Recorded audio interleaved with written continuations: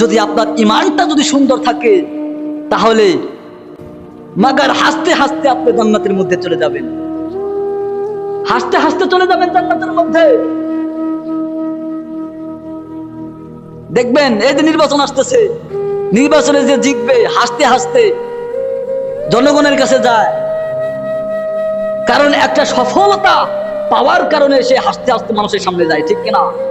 আমরাও যদি এই দুনিয়ার বুকে থেকে যদি আমরা গুনাহ করার পর যদি আমরা আল্লাহর কাছে তওবা করে যদি আবার ঈমান ফিরিয়ে আনতে পারি, তাহলে আমাদের সেই হাসিটাই হবে জান্নাতে যাওয়ার হাসি, সেই হাসিটাই হবে আমার আল্লাহকে রাজি খুশি করার হাসি, ঠিক কিনা? এই জন্য আমাদের কি করতে হবে? গুনাহ করেছেন, নামাজ পড়ি নেই এক ওয়াক্ত, শুধু জুমার নামাজ আদায় করি, সমস্যা কি? আজকের পর থেকে তওবা করেন, আল্লাহ 5 ওয়াক্ত সময় আমার কুলায় না, আল্লাহ 3 ওয়াক্ত পড়ার সুযোগ আমাকে করে দাও, 2 ওয়াক্ত পড়ার সুযোগ আমাকে করে দাও। 2 ওয়াক্ত পড়বেন, 2 ওয়াক্তই আপনাকে 3 ওয়াক্তে নিয়ে আসবে।